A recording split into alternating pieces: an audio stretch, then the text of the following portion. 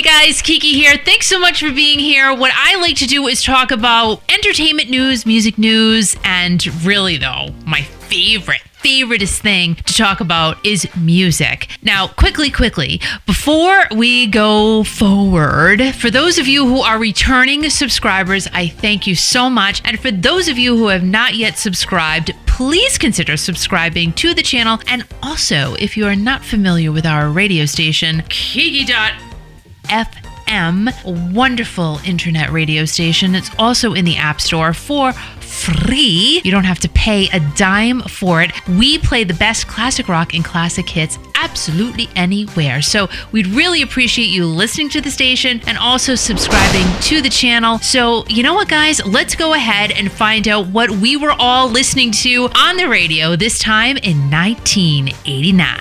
At number 10, we have Annie Lennox and the amazing Al Green, also known as Reverend Al Green. They came right into the chart with their version of Put a Little Love in Your Heart, which was originally released and recorded in 1969 by Jackie Del Shannon. This was Jackie's highest charting hit. The magic did come again 20 years later, as Annie and Al's version hit number 2 on the AC chart. Do you guys remember the movie Scrooged, starring Bill Murray? That movie actually brought him out of a 4-year hiatus. He had just done Ghostbusters, a humongous hit. He kind of went into hiding, he's like, I'm gonna take a break. But this movie, Scrooge, took him out of that break. And Put a Little Love in Your Heart is the theme song for the movie Scrooged. And I think Annie and Al were pretty successful for putting a little bit of love in our hearts. At number 9, if you like Danish, or you did like Danish, maybe you still like Danish, well, maybe you liked White Lion. Because guess what? They're Danish. I like cheese Danish, actually. Well, raspberry's probably my favorite.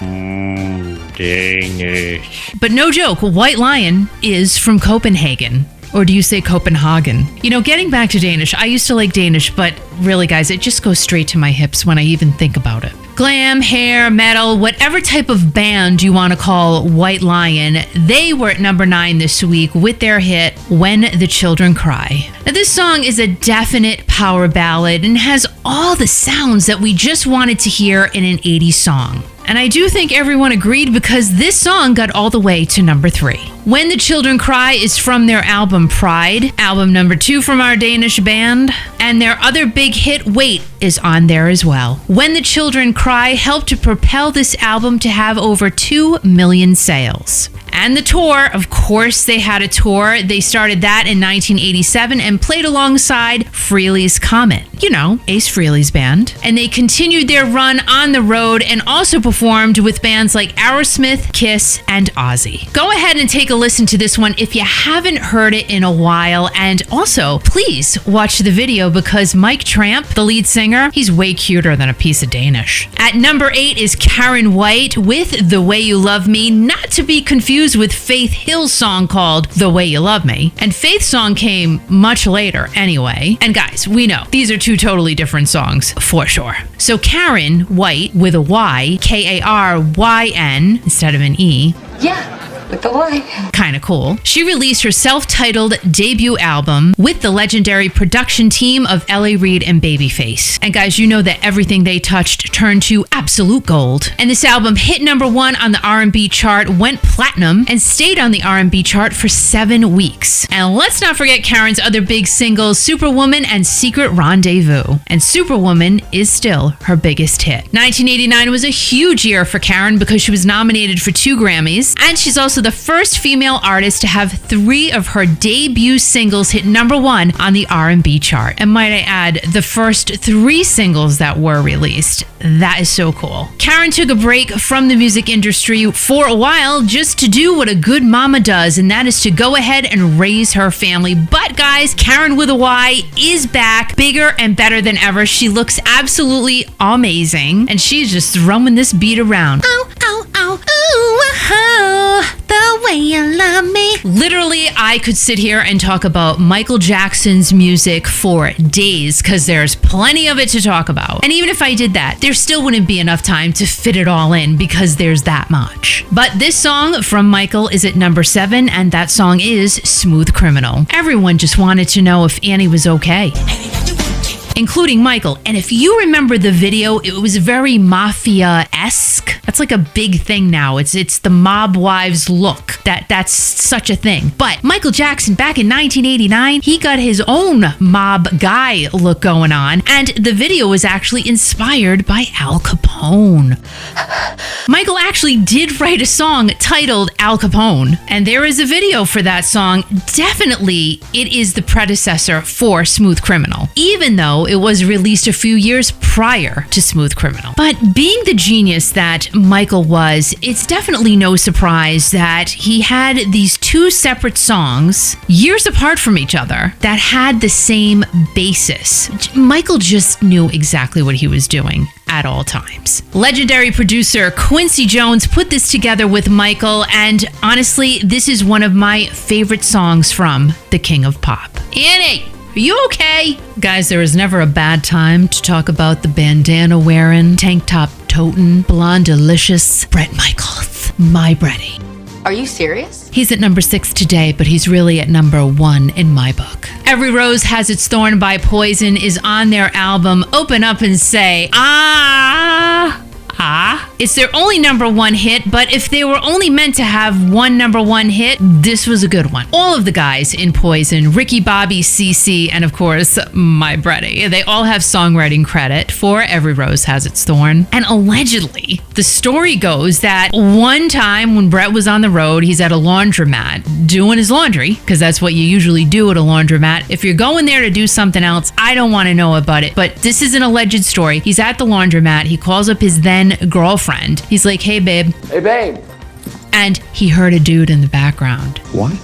So clearly that was the end of that relationship. He was heartbroken. So that supposedly was the inspiration for this song. And I mean, there's a couple other different stories floating around out there about where Bret actually was when he called his girlfriend and heard the dude in the background. But you know what? Him being in a laundromat sounds pretty good to me. I like it too. And I'll tell you, that ex-girlfriend Tracy must have been really sad after he said bye-bye to her. And I gotta say just one thing. Bret, if your clothes ever need to be dried or they need a tumble, give me a call. This song is one of the reasons why I absolutely love going back and doing these countdowns. At number 5, who remembers the group Sheriff and the song When I'm With You? Oh my gosh, this is a lost golden hit. Baby, yeah, yeah, I get chills when I'm with you. Oh, oh, oh, oh. I don't think they took a breath. I don't think there was one breath taken while that song was being sung. Lead singer Freddie Kersey, oh my gosh, adorable with a capital A. Even though we're in 1989 right now, Sheriff released this song back in 1983 on their debut album, and the single is on there. Now, their album was released in Canada in 1983, but didn't do much of anything here in the United States. It actually only reached number 61 in the US. But 5 years later, in 1988, totally different story for Sheriff. And here's the craziest thing. So the song reached number 1 in the United States in 1988, but it was 5 years after Sheriff had already broken up. I mean, that totally has to be a record. A song that reached number 1 years after the band had already broken up. Please tell me if you know that's a record or not, or if any other band has done that type of thing. Let us know in the comments down below. Is this a record? Well, we know it was a record, but is it a breaking record? Don't break your records. Don't do that. And there are also a couple of other different stories as to why and how this song got to number 1 5 years later. And of course, it started with radio DJs. Hello. So I got 2 sources that I found. There was one radio DJ, Brian Phillips of KDWB in St. Paul, that supposedly started playing this record on the air. But then I read something else about radio DJ Jay Taylor from KLUC in Phoenix. I read that he started playing the song. So again, if somebody can clear that up in the comments down below, let us all know, because I'm interested. And it's kind of funny how 2 different DJs are getting credit for breaking this song years after the band broke up. Just kind of cool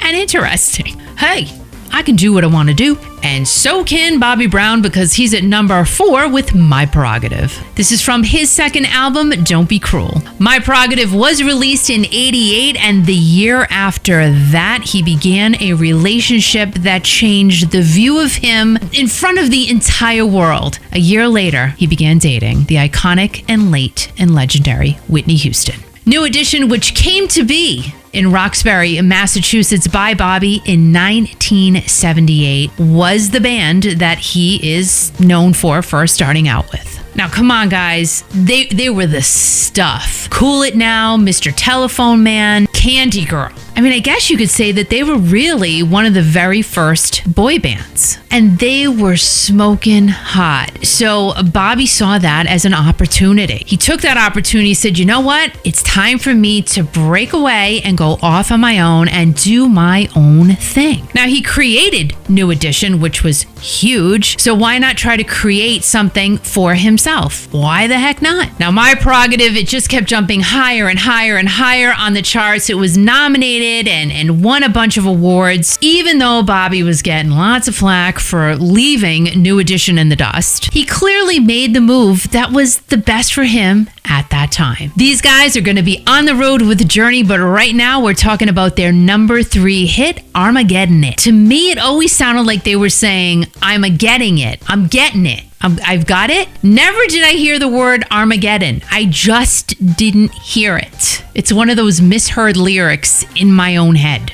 This was Def Leppard's third top 10 hit from their very amazingly successful album Hysteria, still their best-selling album. And drummer Rick Allen came up with the title of the album to encompass his 1984 car accident that took his arm. This song was written by the entire band, including late guitarist Steve Clark, and this was the last album to feature him. And another credited songwriter for the single Armageddon It is Mutt Lange, who actually dropped out of pre-production for this album in '84. And at that time, the late Jim Steinman, who did a lot of Meatloaf's music, he was brought in, but that relationship didn't work out. So back in comes Mutt. And not only did this album become their best-selling one, it became their longest album, coming in at 62 minutes and 32 seconds. See, that's my kind of album. The longer, the better. And you get your money's worth. And we totally got our money's worth with Def Leppard, Armageddon It, and Hysteria.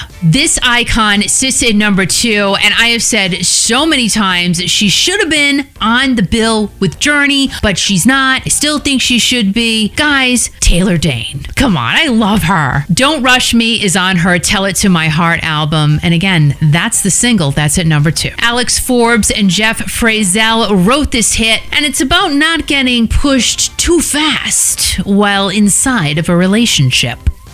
You know, you stay over there for a minute while we can just scope each other out. You know, check out the situation. Hang tight, cowboy. Calm it down. Just for a minute. Let me get to know you. Don't rush me. Don't rush me. Don't rush me. When Taylor actually released the demo of this song, she wasn't even signed to a label yet.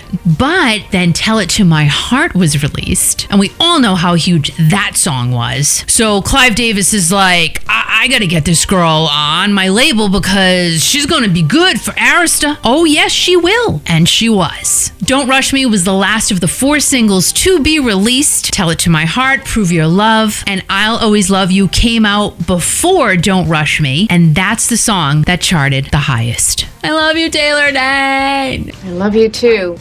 At numero uno is a song. It's a movie song. It's a soundtrack song. It's a song that was sung by the singer who was also the lead character in the movie that the song was written for. You got that?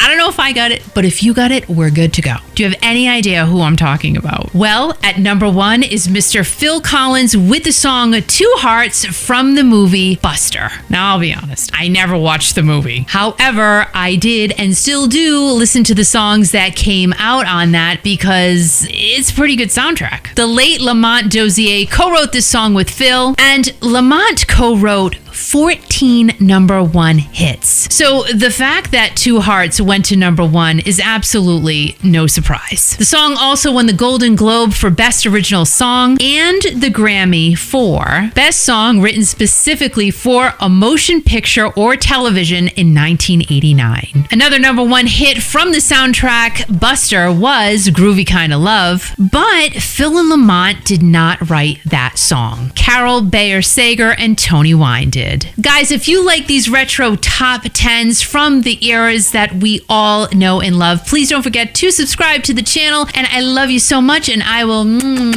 see you soon.